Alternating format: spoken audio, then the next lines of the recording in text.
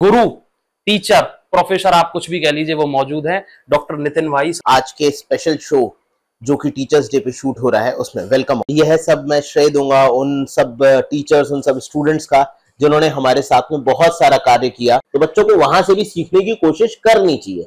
Instead of आप अपनी reels चला रहे हैं, इंस्टाग्राम या इन सब चीजों के ऊपर फोकस कर रहे हैं, तो बिल्कुल वैसा ही है जैसे आर्मी वालों को एक पुतले के सामने पुतले के ऊपर गोली चलाने की प्रैक्टिस कराई जाती है और पुतले को ऐसे बनाया जाता है जैसे टेररिस्ट है। तो अब अगली बार जब टेररिस्ट आएगा तो वो गोली आसानी से चला। लेकिन कुछ स्टूडेंट जो है जो अलग से एक छाप छोड़ जाते हैं और आपको लगता है कि ये स्टूडेंट बहुत परिवर्तित हो गया।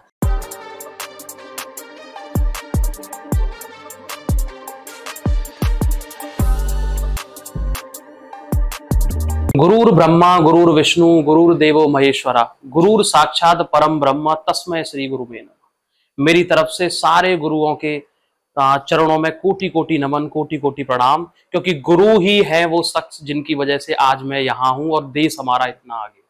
हमारा जो शो है वो आज का, वो भी गुरुओं के ऊपर है।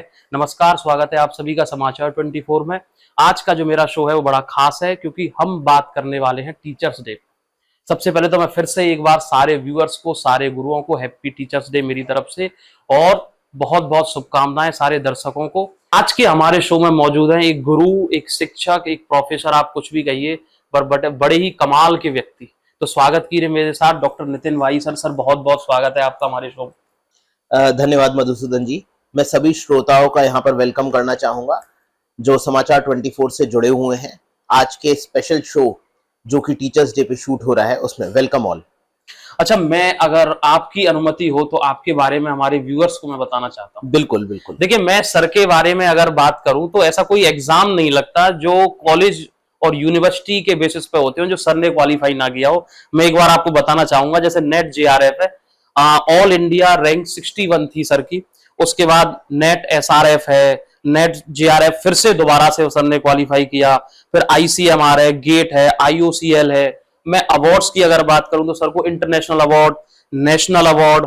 उसके बाद अगर मैं रिसर्च बेसिस पे बात करूं तो सर ने कई सारे प्रोजेक्ट पे काम किया हुआ है। सर की खुद की बुक है।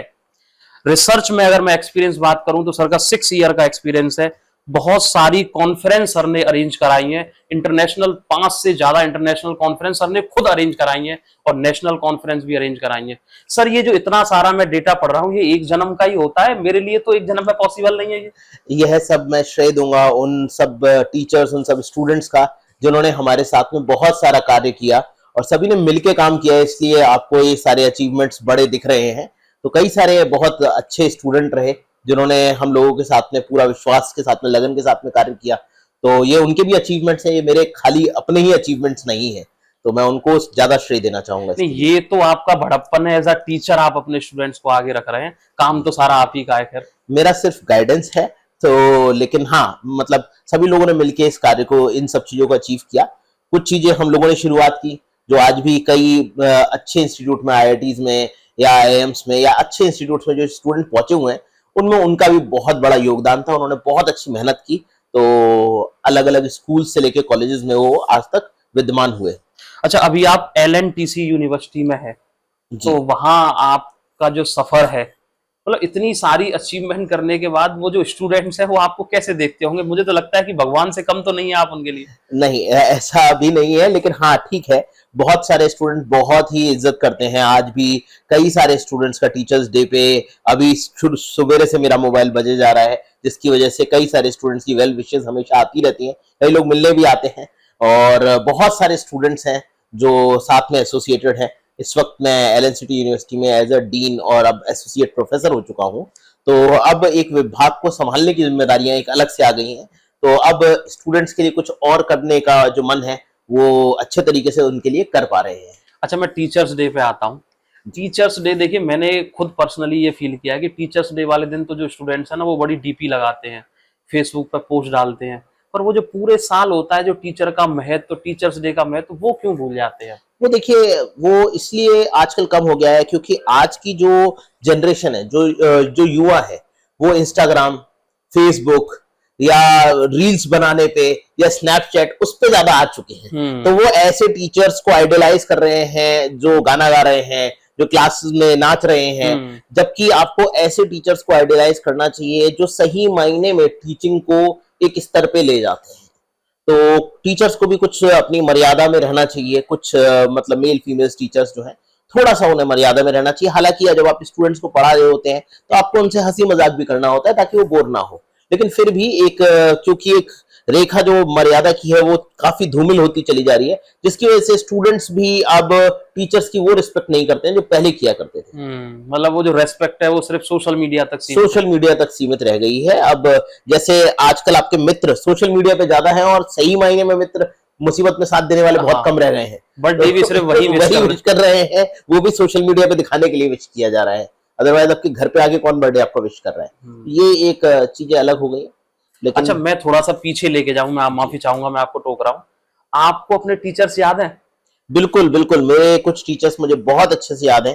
देखिए, टेचर्स वो सबसे ज्यादा याद रहते हैं जिन्होंने आपकी जिंदगी में कुछ मूलभूत बदलाव किए हों।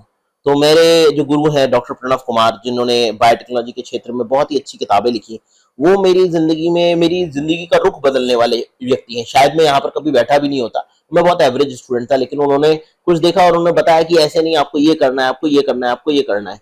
तो बहुत ही ज्यादा सपोर्ट किया और आज भी सपोर्ट करते हैं। तो इसलिए मैं तो अपनी सारा क्रेडिट उन्हीं को दूंगा कि उन्होंने बहुत कुछ सिखाया और बहुत कुछ आगे करने की मतलब प्रेरणा दी। अच्छा, मैं ना आपके कोर फील्ड बायोटेक्नोलॉजी पे आता हूँ। बायोटेक्नोलॉजी क्या है और आज की ये जो दुनिया है उसमें क्या नीड है बायोटेक्नोलॉजी की? देखिए, बायोटेक्नोलॉजी एक ऐसा फील्ड है जिसके अंदर आप इंजीनियरिंग साइंसेस को बायोलॉजी के साथ में मिलाते हैं और बायोलॉजी के लिए उपयोगी चीजों को बनाते हैं। और आज के जीवन में, जैसे आज का जो जीवन है उसमें बहुत ज्यादा भागदौड़ है, नई नई बीमारियां आ रही हैं। अभी हम लोग कोविड संक्रमण से बाहर ही निकले हैं कुछ ही सालों में, और ऐसा माना जा रहा है कि कोविड की अगली लहर भी कभी भी आ सकती है। नहीं, ये आप हिलाने वाली बात कह रहे हैं। ऐसी न्यूज आती रहती है। और क्योंकि ऐसी न्यूज कब आती है और कोविड या बायोटेक्नोलॉजी के बारे में रिसर्च की आवश्यकता कब पड़ती है? जब बीमारी फैल जाती है। लेकिन अगर हम पहले से ही तैयारी करें तो हम नई नई दवाइयों के ऊपर जितना पैसा हम आईपीएल या सिनेमा घरों में खर्च करते हैं, उतना ही पैसा हम शिक्षा में, रिसर्च में, इन सब चीजों में उसका 1/10वां हिस्सा भी अगर हम खर्च करें तो हम लोग सही मायने में विश्व गुरु बन पाएंगे, क्योंकि हमें मूलभूत चीजों के ऊपर काम करने की अति आवश्यकता है। अच्छा, बायोटेक्नोलॉजी एग्रीकल्चर है या मेडिसिन में, उसमें थोड़ा सा कैसे रिलेट है? कोई एग्जांपल के तौर पे आप? देखिए, बायोटेक्नोलॉजी मेडिसिन के रूप में तो मैंने आपको पहले ही बताया। कोविड-19 आने के बाद में कोविड-19 की वैक्सीन भारत बायोटेक ने बनाई। स्पुतनिक वैक्सीन आई मार्केट के अंदर, अगर आपको याद हो, रशिया ने स्पुतनिक वैक्सीन बनाई थी। एस्ट्राजेनेका नाम की एक वैक्सीन आई। तो अलग अलग वैक्सीन बनानी शुरू हुई और बहुत ही जल्दी इन वैक्सीन का डेवलपमेंट हुआ। सारे भारत में सभी लोगों को लगवाई भी गई। तो इस तरीके के मेडिसिन के अंदर तो बायोटेक्नोलॉजी का बहुत ही ज्यादा प्रमुख रोल है।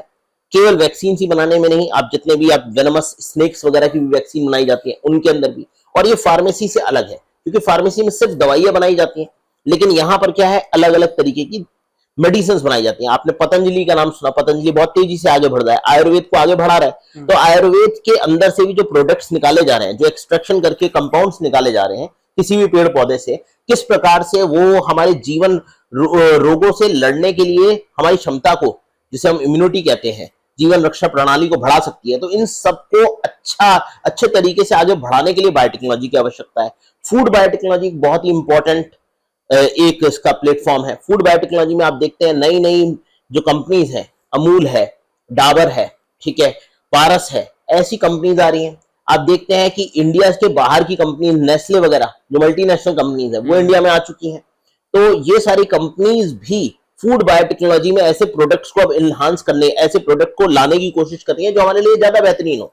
पहले हम लोग मक्खन खाते थे, आप लोगों ने सुना होगा मक्खन, लेकिन आजकल के युवाओं को आप देखेंगे तो बोलेंगे नहीं नहीं, हम क्या करते हैं, हम ग्राउंडनट वाला मक्खन खाते हैं, जिसे हम चीज बटर कहते हैं, मतलब अलग। तो उनकी चॉइस क्या हो गई है, वो अब व्यक्ति बहुत ज्यादा हेल्थ कॉन्शियस हो गया है। अगर आप अभी देखेंगे, पहले के लोग थोड़े मोटे होते थे तो उन्हें कोई दिक्कत नहीं थी, लेकिन अब मोटे होते हैं तो उन्हें अपने इंस्टाग्राम पे स्टोरी लगाने में परेशानी होगी, तो वो पतले दिखना चाहते हैं। तो अब लोग हेल्थ कॉन्शियस ज्यादा हो गए, तो वहां पर भी नए नए फूड प्रोडक्ट्स आ रहे हैं, नए फूड सप्लीमेंट्स आ रहे हैं, तो उनके लिए भी बायोटेक्नोलॉजी की आवश्यकता है। और फूड सप्लीमेंट है तो एग्रीकल्चर के अंदर काम चल रहा है। बीटी कॉटन के बारे में हम लोगों ने सुना, बीच में बीटी बैगन भी आया था जिसके ऊपर रोक लगाई गई सरकार के द्वारा। तो वहां पर भी ऐसी ऐसी फसलों का निर्माण किया जा रहा है जिनके अंदर हमें कीटनाशक ना डालने पड़े, ताकि हानिकारक केमिकल से हम बच सकें। अच्छा, ये बीटी आप ब्रिंजल की बात कर रहे थे, ये रोग क्यों लगाई, ये थोड़ा सा बताइए। देखिए, बीटी ब्रिंजल के ऊपर जो बीटी क्या है, बीटी है बेसिलस thuringiensis नाम के बैक्टीरिया से निकाला गया एक जीन, जिसे पहले कॉटन में डाल दिया गया, कपास की फसल में डाल दिया गया, उसे बीटी कॉटन कहा गया। अब देखिए, कॉटन को कोई खाता नहीं है, हम सब कॉटन को यूज करते हैं अलग अलग पर्पज में, लेकिन उसको कोई कंज्यूम नहीं करता, कोई उसका मतलब उसे ग्रहण नहीं करता, जिसकी वजह से वो जो ट्रांसफॉर्म जीन्स हैं, जो बैक्टीरिया से निकाले गए जीन्स हैं, वो आपकी बॉडी में डायरेक्टली नहीं जा रहे। लेकिन जब आप बीटी बैगन के बारे में बात करें, तो बैगन एक मुख्य फसल है जिसे खाया जाता है, पकाया जाता है, वेजिटेबल है। तो अगर उसको कोई खा रहा है तो उसकी बॉडी के अंदर किस प्रकार का रिएक्शन हो रहा है, टॉक्सिसिटी हो रही है कि नहीं, ये सारी जब पूरी स्टडी की गई तो ये पाया गया कि कुछ ऐसे सिम्टम्स भी आए हैं जो नहीं आने चाहिए थे, जिसकी वजह से बीटी ब्रिंजल के ऊपर रोक लगा दी गई। तो इस वजह से उसके ऊपर रोक लगाई गई, और हमारे किसान अभी इतने ज्यादा एजुकेटेड और इतने ज्यादा वेल अवर्स नहीं है कि वो सभी चीजों को जान सके। वो तो कच्चा ही अगर खा रहे हैं तो उनकी शरीर में तो बड़ा नुकसान हो सकता है। तो इन सब चीजों को रोकते हुए सरकार ने उसके ऊपर रोक लगाई। जी। अच्छा, बायोटेक्नोलॉजी और जेनेटिक इंजीनियरिंग ये दोनों एक ही हैं, अलग अलग हैं, थोड़ा समझाएंगे आप इन दोनों को। देखिए, बायोटेक्नोलॉजी के बारे में अगर आप बात करें तो बायोटेक्नोलॉजी एक बहुत ब्रॉड फील्ड है, जिसके अंदर सबसे सिंपल फर्मेंटेशन टेक्नोलॉजी भी आती है, जिससे आपने सुना होगा दही बनाया जाता है। दही को जमाने के लिए बैक्टीरिया डाल दिया जाता है। याकुल्ट एक कंपनी है, उसने बैक्टीरिया मतलब एक दही के पैकेट्स के अंदर सील करके दे दिया। इसके अलावा आपने अल्कोहल फॉर्मेशन के अंदर आपने देखा होगा कि अल्कोहल बनाया जाता है। तो अल्कोहल जब बनाया जाता है तो उसके अंदर भी फर्मेंटेशन टेक्नोलॉजी है। ये सब कुछ बायोटेक्नोलॉजी के अंदर है। लेकिन जेनेटिक इंजीनियरिंग बायोटेक्नोलॉजी का एक बहुत छोटा पार्ट है, जिसके अंदर जीन्स को, हमारे जीन्स को चेंज किया जाता है, परिवर्तित कर दिया जाता है और बेहतर बनाया जाता है, ताकि हम बीमारियों से बच सकें। अच्छा, बायोटेक्नोलॉजी में किसी को अपना करियर अगर बनाना है तो कौन सी सब्जेक्ट उसे पढ़नी पड़ेंगी, और क्या करियर उस मतलब किस तरीके से, ग्रेजुएशन है या पीजी है, वो किस तरीके से अपने। देखिए, बायोटेक्नोलॉजी के अंदर दोनों ही सब्जेक्ट्स यानी कि बायोलॉजी और टेक्नोलॉजी बेस्ड सब्जेक्ट्स होते हैं। तो क्लास 12th अगर 12वीं किसी ने पास की है बायोलॉजी से, उसके बाद में उसके लिए ये एक सुनहरा अवसर है। अगर वो मेडिकल लाइन में नहीं जाना चाहता तो उसके लिए एक अल्टरनेट फील्ड है बायोटेक्नोलॉजी। बायोटेक्नोलॉजी में उसे ग्रेजुएशन में बीएससी या बीटेक बायोटेक्नोलॉजी करनी चाहिए, और उसके बाद में उसके पास में एमएससी और एमटेक बायोटेक्नोलॉजी करने का ऑप्शन होता है। यह कोर्सेज एम्स, आईआईटी और अति प्रतिष्ठित संस्थान आईसर, नाइसर, आईएससी बैंगलोर, इन सभी जगह पे उपस्थित है। जितने ही अच्छे इंस्टीट्यूट में आप जाएंगे उतनी अच्छी फैसिलिटीज आपको मिलती हैं और उतना ही अच्छा आप कार्य कर पाते हैं। इस पॉडकास्ट से पहले मैं एक्चुअली एक टीचर से ही बात कर रहा था, उनके साथ भी मेरा पॉडकास्ट था, तो वो मुझे ये समझा रहे थे कि इंडिया में ना डिग्रियां हैं सबके पास में और पढ़ाई भी कर रहे हैं, कॉलेज में भी जा रहे हैं, लेकिन स्किल नहीं है। तो अच्छा बायोटेक्नोलॉजिस्ट अगर किसी को बनना है तो क्या स्किल्स की जरूरत है उसे? ये बहुत ही महत्वपूर्ण प्रश्न आपने यहाँ पर रेज किया है मधुसूदन जी। देखिए, बायोटेक्नोलॉजी में लोगों के पास में पढ़ने चाहते हैं स्टूडेंट्स, और पूरी किताबें अगर याद कर ली आपने तो उससे ही आप एक अच्छे बायोटेक्नोलॉजिस्ट नहीं बन पाते हैं। आपको आज के टाइम पे स्किल्स की जरूरत है, क्योंकि जब बच्चे नौकरियों में जाते हैं तो कंपनीज वाले उनसे पूछते हैं आप क्या कर सकते हैं। कोई आपको एक चैप्टर सुनाने पे आपको कोई अमाउंट नहीं देगा, कोई पैसा नहीं देगा। आपको कुछ ऐसा आना चाहिए जिसकी मार्केट में डिमांड हो। जैसे कि मैं आपको बताऊं कि अगर उन्हें स्किल्स सीखनी है, क्योंकि अभी देखिए skill India programmes government of India ने लॉन्च किए हैं। 6-6 महीने के डिसर्टेशन ट्रेनिंग प्रोग्राम्स होते हैं। आपने सुना होगा आईवीएफ के बारे में, इन विट्रो फर्टिलाइजेशन। कहीं ना कहीं पे हम लोग देखते हैं कि इन विट्रो फर्टिलाइजेशन के काफी एडवर्टाइजमेंट चल रहे होते हैं। उसके ऊपर बायोटेक्नोलॉजी वाला अगर 6 महीने की ट्रेनिंग करे और अपने आप को लैब स्किल्स में इतना महारत हासिल करे कि वो आईवीएफ पे वर्क कर सके, तो आईवीएफ क्लिनिक में उसकी जॉब बड़ी आसानी से लग सकती है। अगर वो चाहता है, वो फार्मा कंपनी में जाना चाहता है, तो उसे बायोइन्फॉर्मेटिक्स में ड्रग डिजाइनिंग पे वर्क करना चाहिए। तो ऐसे उसे छोटी छोटी ट्रेनिंग्स जरूर करनी चाहिए। अगर वो छोटी छोटी ट्रेनिंग करेगा तो अपने आप को बेहतरीन बना के किसी एक पर्टिकुलर कंपनी में लग पाएगा। स्किल्स बहुत जरूरी है। स्किल्स बहुत जरूरी है, मतलब चाहे बायोटेक्नोलॉजी हो या उसके अलावा कोई भी फील्ड हो, स्किल्स सबसे ज्यादा जरूरी है, जो इंडिया में नहीं है, जो इंडिया में कम है। बहुत ही कम लोग हैं, क्योंकि इंडिया के एजुकेशन सिस्टम के साथ में प्रॉब्लम है कि पढ़ाने पे बहुत ज्यादा फोकस किया जा रहा है, स्किल डेवलप करने पे फोकस नहीं किया जा रहा है। वो तो ये है कि अभी चीजें बदल रही हैं। अब आजकल बच्चे जो बाकी फ्रीलांसर्स के प्रोग्राम कर रहे हैं, हो रहे हैं, उन्हें बहुत देख रहे हैं। नेपटल लॉन्च किया गया, मूक कोर्सेज लॉन्च किए गए, स्वयं पोर्टल लॉन्च किया गया जिसमें आईआईटी के प्रोफेसर आपको स्किल्स के ऊपर सिखाने के ऊपर जोर दे रहे हैं, और ये सब कुछ फ्री है। तो बच्चों को वहां से भी सीखने की कोशिश करनी चाहिए।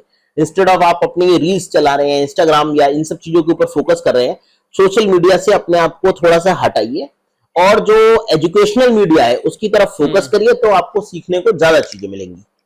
अच्छा, मैं ना पॉडकास्ट से पहले कई सारे लोगों से बात कर रहा था, तो उनका कहना यह था कि बायोटेक्नोलॉजी का ना फॉरेन कंट्री में बहुत ज्यादा स्कोप है। इंडिया में या तो गवर्नमेंट उतना नहीं सोचती है या हमारे पास फंडिंग की कमी है, तो इंडिया में उतना स्कोप नहीं है। तो क्या ये बात सच है कि फॉरेन में बहुत ज्यादा स्कोप है? हाँ, ये बात काफी मायनों में सच है कि फॉरेन कंट्रीज में जो फंडिंग है वो बहुत ज्यादा है। यानी कि फॉरेन की जो कंट्रीज हैं वहां पर बहुत ज्यादा पैसा खर्च किया जाता है दवाइयों बनाने के लिए, हेल्थ सर्विसेज के ऊपर, लोगों की जिंदगी बचाने के लिए। तो उन चीजों के ऊपर अगर ज्यादा फोकस किया जाएगा तो वहां पर फंडिंग ज्यादा है, इसलिए वहां पर रिसर्च का स्तर बहुत अच्छा है। हमारे देश में अभी इस चीज की काफी कमी है, क्योंकि गवर्नमेंट का फोकस गरीब और मिडिल क्लास के को राशन देने में या बाकी मूलभूत सुविधाओं देने में, सड़क बनाने में, इनमें ज्यादा है, ना कि उनकी लाइफ स्टाइल को इम्प्रूव करने में। इसलिए हेल्थ सर्विसेज की हालत अपने देश में बहुत अच्छी नहीं है। अच्छा, इस समय बायोटेक्नोलॉजी में आप थोड़ा समझा सकते हैं कि ऐसी कोई रिसर्च चल रही हो जिससे आगे कुछ अच्छा परिणाम आ सकता है, मतलब ब्रेक थ्रू कोई रिसर्च है इस समय? हाँ, ब्रेक थ्रू बहुत सारी रिसर्चेस, क्योंकि देखिए बायोटेक्नोलॉजी एक डाइवर्स फील्ड है और दुनिया भर में सभी जगह पे रिसर्चेस चल रही हैं। अभी परसों ही अल्जाइमर की एक नई वैक्सीन डिस्कवर की गई है। अल्जाइमर नाम की बीमारी जो कि आप देखते हैं बुजुर्गों में हो जाती है और वो चीजें भूलना शुरू कर देते हैं। तो उस बीमारी को बिल्कुल जड़ से खत्म करने के लिए जो वैक्सीन बनाई जा रही है, अल्जाइमर की बनाई जा रही है। पुराने टाइम से मैं बात करूं तो पोलियो की वैक्सीन आपने देखा, पोलियो पल्स पोलियो अभियान कितना तेजी से चला। स्मॉल पॉक्स पूरी तरीके से इरेडिकेट कर दिया गया, खत्म हो गया। आज हम स्मॉल पॉक्स के बारे में बात भी नहीं करते। तो ऐसी कई सारी रिसर्च अभी चल रही है। एजिंग के ऊपर रिसर्च चल रही है कि एजिंग को स्लो किया जा सके या एजिंग को टाला जा सके, लोग ज्यादा जी सके। तो आपको ये जान के थोड़ा सा आश्चर्य होगा कि जापान में अभी भी जो लोगों की एवरेज एज है वो 120 साल तक पहुंच चुकी है। मतलब वहां पर लोग 120 साल तक जी रहे हैं। अमेरिका में भी लोग 110 साल तक जी रहे हैं। क्यों, ऐसा क्यों? वहां पर हेल्थ की जो फैसिलिटीज है वो बहुत अच्छी हैं। तो लोगों को, जैसे आपको अगर मैं बात करूं तो आप ये सोचेंगे मेरी बाइक की सर्विस मेरे को करानी है, क्योंकि उसके ऊपर सर्विस लिखा हुआ आने लग गया, तो आप अपनी बाइक की सर्विस कराने के लिए ले जाएंगे। लेकिन अगर मैं आपसे पूछूं कि आपने लास्ट टाइम पे खुद अपनी बॉडी का चेकअप डॉक्टर के पास में कब कराया था, तो आप बोलेंगे अरे मैं तो सही हूं, मुझे क्या हो रहा है। तो आपकी बाइक भी सही थी लेकिन उसे सर्विस की आवश्यकता थी तो आप उसे लेके गए। एक्चुअली हम लोग तो इसलिए भी नहीं कराते कि चेकअप कराएंगे और कोई बीमारी निकलाई तो और दिक्कत हो जाए। ये भी एक दिक्कत है, ये भी एक बहुत बड़ा डर है। और कई अगर आप बुजुर्ग लोगों से पूछेंगे तो वो तो लोग बोलते हैं कि सभी डॉक्टर मतलब केवल हमसे पैसा ही लेना चाहते हैं, इसीलिए हमारा चेकअप कर रहे हैं, अदरवाइज हम तो एकदम फर्स्ट क्लास हैं। तो देखिए फिर आखिरी में जब बीमारी बहुत ज्यादा बढ़ जाती है तब हम कुछ कर नहीं पाते। तो पहले से ही रेगुलर चेकअप कराना अति आवश्यक है। फॉरेन में रेगुलर चेकअप आपका 1 महीने में आपको कराना ही है और उसकी रिपोर्ट अपनी कंपनी में जमा करनी है, तभी आप नौकरी अपनी कंटिन्यू कर सकते हैं। अदरवाइज आप नौकरी ही नहीं कंटिन्यू कर सकते। तो वहां पर ये एक असेंशियल चीज है, मुख्य धारा की एक असेंशियल बात है, लेकिन यहाँ पर ऐसा नहीं है। तो अच्छा, इससे मुझे याद आया कि कोविड के टाइम पर जब वैक्सीन आई थी तो गवर्नमेंट ने भी ये किया था कि अगर आपने वैक्सीन नहीं लगाई है तो आप कहीं ट्रेवल नहीं कर सकते। बिल्कुल। अब जाके डर में हमने वैक्सीन लगवाई। तो इतना पीछे हम लोग, मतलब ये मेंटेलिटी है कि क्या है? मेंटेलिटी आप खुद सोचिए कि पल्स पोलियो अभियान जो इतने सालों से चल रहा है, आज भी वो अभियान चल रहा है और उसमें लोग आपके घर तक आते हैं कि आपके बच्चों को वैक्सीन लगवाने के लिए। अच्छा, कोविड वैक्सीन की अभी बात चल रही थी। एक्चुअली मेरे व्यूअर्स के लिए वैक्सीन को आप थोड़ा ऐसे मतलब इजी भाषा में समझा सकते हैं कि वैक्सीन क्या है और कैसे काम करती है? जो वैक्सीन क्या है, वही बीमारी, जैसे कोविड-19 का वायरस है, तो वायरस के आपने किसी एक टुकड़े को ले लिया और उसे अपने शरीर में डाल दिया। अब आपकी शरीर की रोग प्रतिरोधक क्षमता, जिसे हम इम्यून सिस्टम कहते हैं, उसने उस वायरस के टुकड़े को पहचान लिया और ये बताया कि अगली बार जब ये वायरस आए तो हमें तैयार रहना है। ठीक है, तो वैक्सीन कुछ ऐसा है जैसे आपने किसी एक व्यक्ति की फोटो आपके पास में पहले आ चुकी है कि यही अगले दिन आपके घर में आने वाला है। ठीक है, तो आप पहले से ही तैयारी कर ले, मतलब उससे लड़ने की। तो ये जो क्षमता है, इसी को हम इम्यून सिस्टम की कैपेबिलिटी कहते हैं, जो हमारे शरीर के अंदर है। और वैक्सीन, इसी को वैक्सीन कहते हैं जो आपने अपनी बॉडी के अंदर इनोकुलेट किया, अपनी बॉडी के अंदर डाला।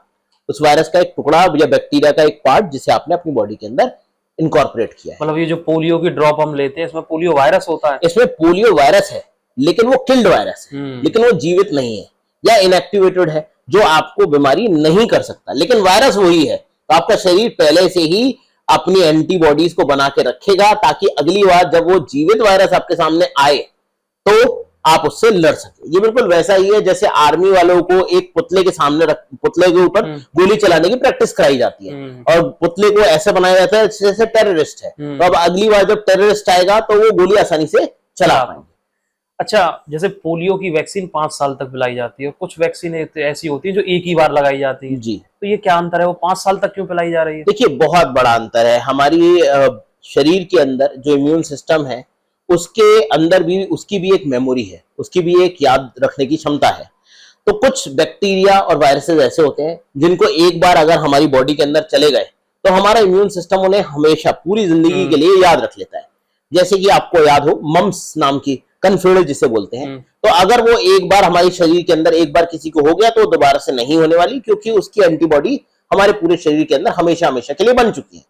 लेकिन कई रोग ऐसे हैं जिनकी एंटीबॉडी बनती है और हमारा शरीर उन्हें भूल जाता है बहुत जल्दी, तो बार बार शरीर को उन्हें याद दिलाना पड़ता है कि यही तुम्हारा दुश्मन, यही तुम्हारा दुश्मन है। जैसे आपने देखा होगा कई बच्चों के पास में गुड मॉर्निंग के मैसेज आते रहते हैं, तो ताकि आपको याद रहे कि यही है जो आपको गुड मॉर्निंग रोज कह रही है या कह रहा है, ठीक है, तो आपको याद, आपके सगे हैं, हाँ यही आपके सगे हैं, आपको याद, फ्रेंडशिप चलती रहे, हाँ ताकि फ्रेंडशिप चलती रहे आपकी, तो इसी तरीके से है।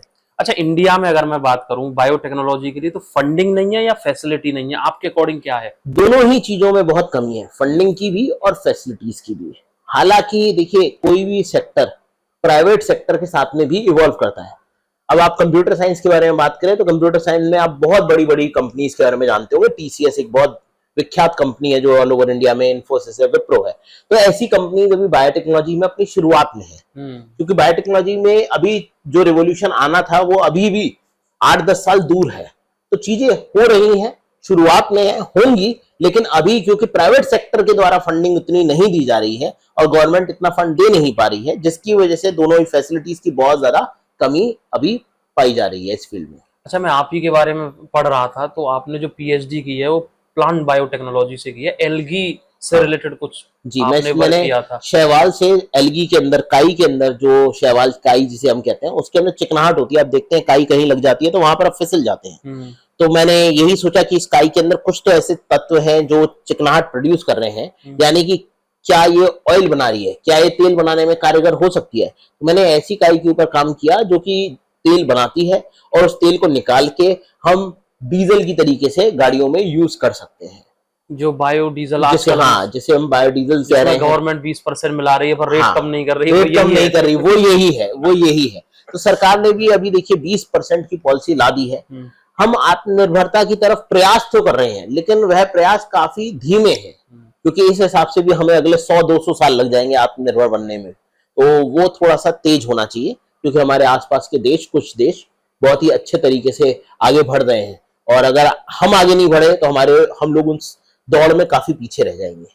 अच्छा, मैंने पढ़ रहा था कि आप जो है पीएचडी के स्टूडेंट्स को गाइड भी करते हैं जी। तो एक्चुअली रोल क्या होता है गाइड का, और पीएचडी होती क्या है? देखिए, पीएचडी एक रिसर्च की मानक डिग्री है, और पीएचडी करने का मुख्य उद्देश्य ये होना चाहिए कि आपको एक साइंटिफिक प्रॉब्लम को, एक किसी परेशानी को दूर करना है। अगर उस परेशानी को आप दूर कर पा रहे हैं तो आपकी पीएचडी सही मायनों में कारगर होती है। गाइड का मुख्य रोल जब आता है जब स्टूडेंट्स किसी जगह पे अटक जाते हैं, फेल हो जाते हैं, या उनके एक्सपेरिमेंट्स काम नहीं करते, तो स्टूडेंट्स को समझाना, उन्हें मोटिवेट करना और उनके साथ में मिलके काम करना, ताकि वो अपनी परेशानियों से निकल सके और अपनी थीसिस और रिसर्च को पूरा कर सके, जिसका एक उपयोग किया जा सके वर्तमान समय में। तो उसमें गाइड का बहुत प्रमुख रोल है। अच्छा, कई सारे मैं पढ़ रहा था कि आपने गवर्नमेंट से फंडिंग भी ली है कई सारे प्रोजेक्ट के लिए, तो उनके बारे में थोड़ा बताइए हमें कैसे। देखिए, हमने गवर्नमेंट से फंडिंग कुछ प्रोजेक्ट्स में ली, जिसमें सबसे अभी जो लेटेस्ट प्रोजेक्ट था वो था स्वच्छ भारत अभियान। स्वच्छ भारत अभियान के तहत हमने अपनी यूनिवर्सिटी के अंदर स्वच्छता अभियान को काफी फोकस किया।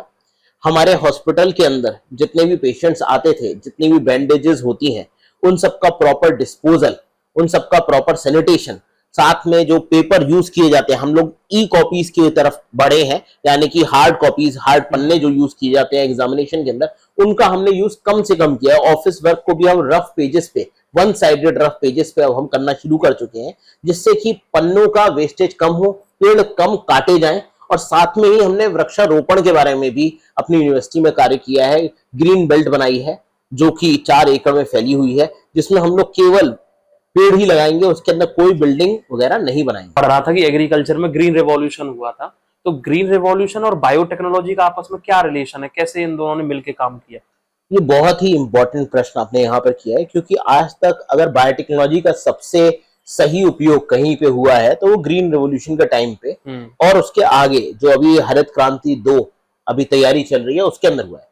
तो अगर आप देखेंगे, नॉर्मन बोरलॉग नाम के एक साइंटिस्ट थे, ब्राजीलियन साइंटिस्ट थे, मैक्सिकन साइंटिस्ट थे, जिन्होंने वीट के ऊपर वर्क किया, गेहूं के ऊपर वर्क किया, और गेहूं की एक डॉर्फ प्रजाति, छोटी प्रजाति उसे बनाया, और उस प्रजाति के ऊपर काम करने के लिए उसे जब इंडियन सब कॉन्टिनेंट में लाया गया तो वो ग्रो नहीं हो रही थी। तो एक नॉर्मल इंडियन वीट के साथ में, जिसमें हमें जो वीट मिलती थी, अगर आपको याद हो तो लाल बहादुर शास्त्री जी के समय एक नारा दिया गया था, जय जवान जय किसान।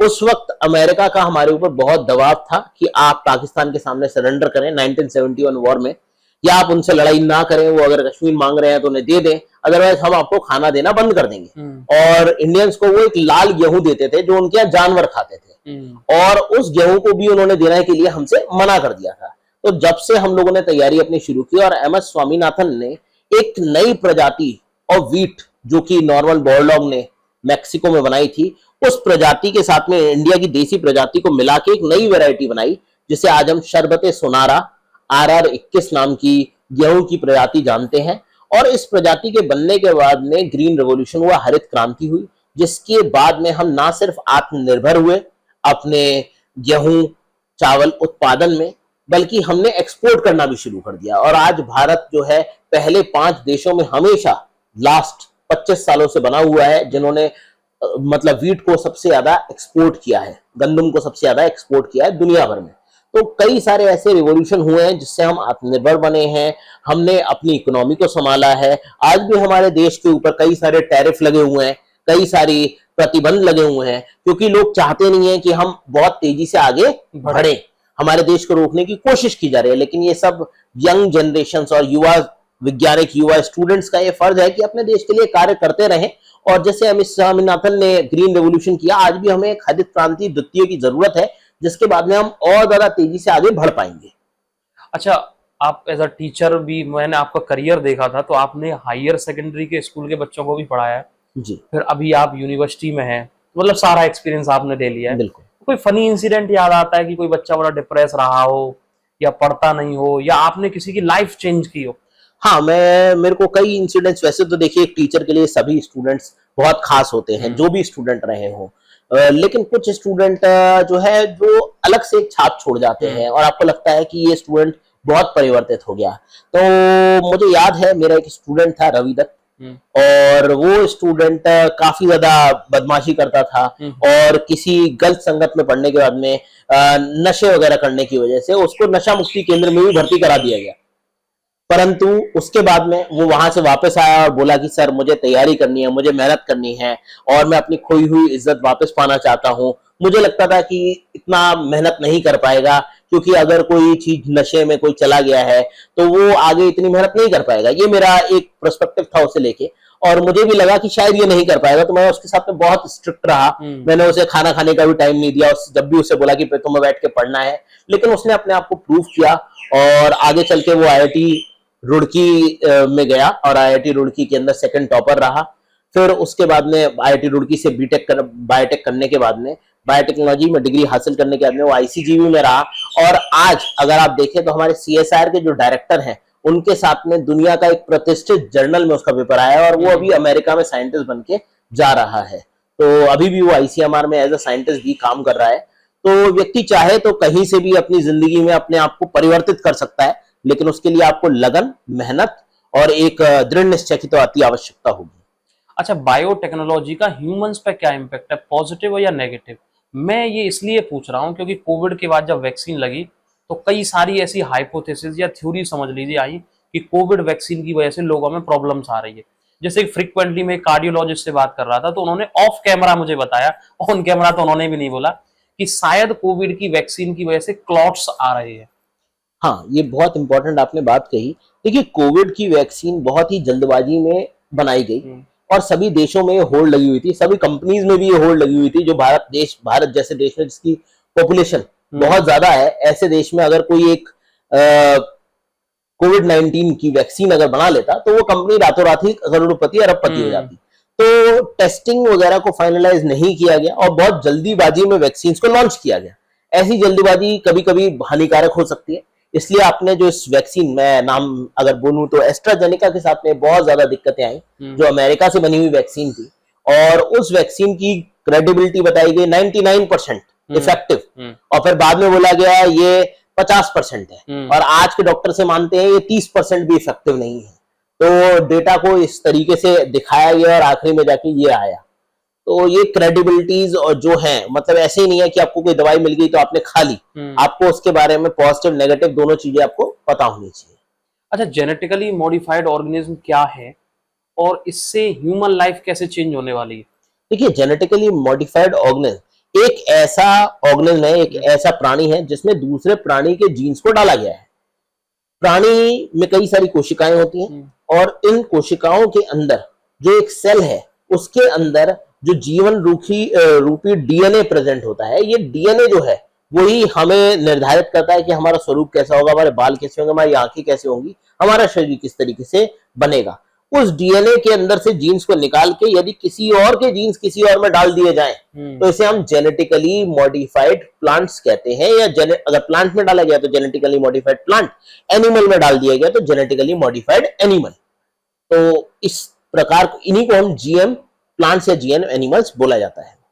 अच्छा, इससे हमारी लाइफ कैसे इजी होने वाली है? कोई एग्जांपल आप समझा सकते? बिल्कुल, इससे देखिए, अगर हम प्लांट्स के अंदर देखें तो ऐसे पेड़ पौधे बनाए जा रहे हैं जिनकी प्रतिरोधक क्षमता बहुत ज्यादा हो इंसेक्ट्स के अगेंस्ट। तो अब वो हमें ज्यादा फ्रूट्स प्रोवाइड कर पाएंगे, हमें ज्यादा फल मिलेंगे। आप देखते हैं कि अब ऐसे ऐसे फल आपने नए खाने शुरू किए हैं जो पहले आपको नहीं मिलते थे। आप देखते थे ब्रोकली नाम की सब्जी अभी आई, तो पहले अगर आप अपने मदर या फादर से बात करेंगे, उनसे बोलेंगे ब्रोकली, या दादी से बात करेंगे ब्रोकली खाएंगी क्या, तो बोलेंगे ये क्या चीज होती है, तो उन्हें नहीं पता है। आप देखेंगे अभी आप जाएंगे, खरबूजा, एक पीले रंग का खरबूजा आपको अलग से दिखने के लिए आ गया, जो आपने बचपन में नहीं देखा होगा। तो नई नई प्रजाति, नई नई सब्जियां जो बन रही हैं, उसमें बायोटेक्नोलॉजी का भी एक बहुत मुख्य रोल है। वाटरमेलन आपने खाया होगा, जिसे हम तरबूज कहते हैं। जब बच्चे उस तरबूज को खाते हैं तो बोलते हैं बस इसके अंदर बीज नहीं होना चाहिए, तो वरना बीज अंदर चला जाएगा और पेड़ निकल आएगा पेट में से तो ये भी बोला जाता है। तो ऐसे भी बायोटेक्नोलॉजी की मदद से ऐसे तरबूज बनाए गए जिनके अंदर से बीज को बिल्कुल हटा दिया गया। तो हालांकि वो तरबूज भी बहुत महंगा है, 250 रुपए का एक तरबूज आपको मिलेगा ऐसा लेकिन आप उसे खाएंगे तो उसके अंदर आपको बीज ही नहीं मिलेगा। तो ये भी इस तरीके की चीजें भी की जा रही है। मदर्स मिल्क, आपने देखा होगा, नन्हे जो शिशु हैं, अगर किसी की प्रस्ताव के दौरान किसी की माता की मौत हो जाती है तो पहले ऐसे बच्चों के लिए किसी एक माता को ढूंढा जाता था जो प्रेग्नेंट हुई हो और वो माता अपना स्तनपान करा के उस बच्चे को बचा सकती थी। लेकिन अब क्या है, इस प्रकार का मिल्क, इस प्रकार का दूध जो है वो बकरियों के अंदर जीन डाल के बना दिया गया है। तो मदर्स मिल्क को है वहां से आप परचेज कर सकते हैं। ठीक है, तो अलग अलग तरीके के इनोवेशंस किए जा रहे हैं, वो वैक्सीन डेवलपमेंट में हो, वो मिल्क प्रोडक्शन में हो, वो एग्रीकल्चर में हो, वो किसी भी फील्ड में हो सकते हैं, उन सभी बायोइन्फॉर्मेटिक्स में हो जिससे आप नई नई दवाइयां बना सकें। इन सभी फील्ड्स को मिला के हम अपनी लाइफ को और अच्छा बनाने की कोशिश कर रहे हैं। अच्छा, क्लाइमेटिक चेंज पे ना बड़ा हल्ला मचा हुआ है कि ग्लोबल वार्मिंग बढ़ रही है, उसकी वजह से ये इम्पैक्ट है। तो बायोटेक्नोलॉजी का कोई रोल है कि क्लाइमेटिक चेंज को हम थोड़ा कंट्रोल कर सकते हैं? हाँ, बायोटेक्नोलॉजी के अंदर जैसे मैंने आपको पहले ही बताया, काई यानी कि शैवाल, जो शैवाल है उसे हम ज्यादा से ज्यादा समुद्रों में ग्रो करा सकते हैं, क्योंकि समुद्रों में हम में से कोई भी रहता नहीं है। और धरती के अंदर अगर आप देखें तो आज भी 70% सब समुद्री है, जमीन तो बहुत कम है। तो वहां पर अगर हम शैवालों की प्रजातियों को ग्रो कराएं और उन्हें जेनेटिकली इंजीनियर करके ग्रो कराएं, तो ऐसा हो सकता है कि हम कार्बन डाइऑक्साइड के कंसंट्रेशन, कार्बन डाइऑक्साइड जितनी निकल रही है उसे कम से कम कर पाएं। और कम से कम कर पाएंगे तो हमारा पर्यावरण दोबारा से सही हो पाएगा जो विनाश की तरफ बढ़ रहा है। अच्छा, बायोटेक्नोलॉजी के पास कोई इथिकल चैलेंजेस हैं? बहुत ज्यादा इथिकल चैलेंजेस भी हैं, क्योंकि आप देखिए बायोटेक्नोलॉजी में आप जितने भी एक्सपेरिमेंट्स करते हैं वो आप जानवरों पे करते हैं, चूहों पे करते हैं, अलग अलग तरीके के चिंपैंजीज वगैरह पे करते हैं। अब चूहों को मार डाला जाता है, हजारों चूहों को मारा जाता है कि एक दवाई को बनाने के लिए। अब आप खुद सोचिए, क्या किसी एक जान को बचाने के लिए हजारों जान का मरना जरूरी है? क्या उनका कोई राइट नहीं होता? तो उनका भी राइट होता है। हमें ऐसी मॉडल्स को यूज करना चाहिए, ऐसी चीजों को यूज करना चाहिए जिससे कम हम जानवरों का इस्तेमाल करें। हालांकि हम उन्हें पूरी तरीके से रिप्लेस तो नहीं कर सकते, लेकिन उनके यूज को कम कर सकते हैं, क्योंकि आप अब देखिए टेक्नोलॉजी आ चुकी है। अब हमारे पास में अगर हम शरीर को पढ़ना चाहते हैं तो हमारे पास में सॉफ्टवेयर है, हम उससे तुरंत मोबाइल के थ्रू ही चीजें देख सकते हैं, समझ सकते हैं, डिसेक्शन कर सकते हैं। तो हम टेक्नोलॉजी का ज्यादा उपयोग करें और जानवरों का लिमिटेड रोल में ही उपयोग करें, तो हम इथिकल चैलेंजेस से बच सकते हैं।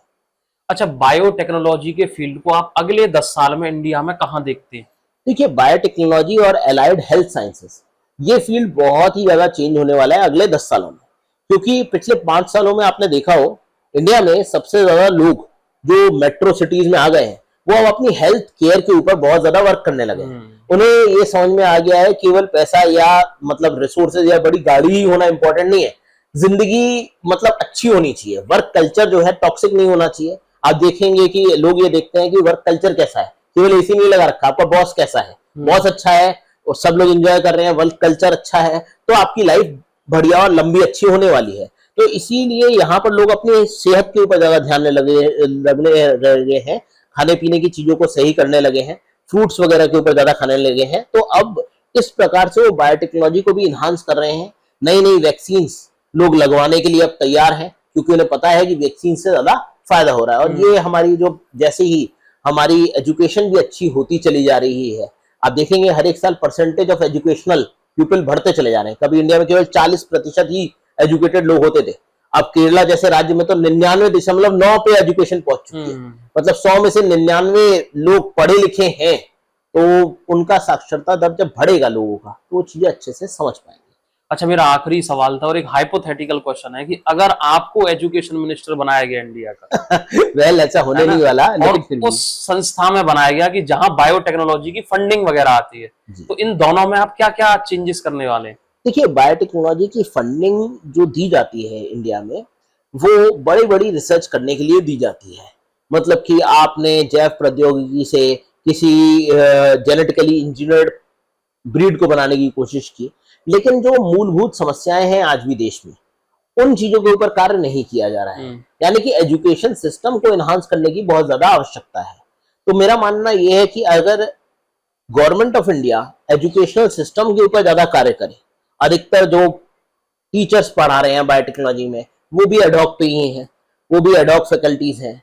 लोगों को परमानेंट जॉब ही नहीं मिल रही है, क्योंकि गवर्नमेंट में परमानेंट जॉब्स निकल नहीं रही हैं। तो ऐसे में टीचर्स अपनी गुणवत्ता के अनुसार कार्य नहीं कर पा रहे हैं, या जो हमारा ब्रेन ड्रेन है वो हो रहा है, क्योंकि अच्छे से अच्छा स्टूडेंट को अगर अमेरिका में, इंग्लैंड में उसे फैसिलिटीज मिल रही हैं, उसे रिसोर्सेज मिल रही है, तो वो वहां चला जा रहा है। जबकि अगर हम पड़ोसी देश चाइना में देखें, तो वहां से भी लोग बाहर जा रहे हैं, लेकिन वो लौट के आ रहे हैं अपने देश में, क्योंकि उनके देश में उन्हें वापस उतनी फैसिलिटीज दी जा रही हैं, लेकिन हमारे यहाँ फैसिलिटीज नहीं दी जा रही हैं, जिसकी वजह से लोग वापस नहीं आ पा रहे हैं। जो आना चाह रहे हैं उनके लिए भी बहुत दिक्कतें हैं। तो इसकी वजह से मैं चाहूंगा कि बाहर से लोग वापस आएं और अपने देश की सेवा करें, नई टेक्नोलॉजीज के ऊपर काम करें और देश के युवाओं को रोजगार भी दें, ट्रेनिंग भी मिले। Thank you so much sir, बड़ा अच्छा लगा आपसे बात करके। Thank you. वो इन्फॉर्मेशन एक्चुअली जो आज आपने हमारे व्यूअर्स को दी है, ये ज्यादातर मिलती नहीं है, क्योंकि व्यूअर्स भी आजकल आप जो बात कर रहे थे वो इंस्टाग्राम पर रील्स और उनको ज्यादा फॉलो करते हैं, जो इजी चीजें हैं, पढ़ाई की तरफ कोई ध्यान नहीं देता है। तो thank you so much sir आपके टाइम के लिए। थैंक यू मधुसूदन जी, और मैं फिर से सभी स्टूडेंट्स को धन्यवाद दूंगा कि वो हमारे पॉडकास्ट में जुड़े। ठीक है, समाचार 24 की तरफ से धन्यवाद। आप लोग देखते रहिए समाचार 24। मैं फिर मिलूंगा एक और स्पेशल शो में एक और स्पेशल गेस्ट के साथ। तब तक के लिए नमस्कार।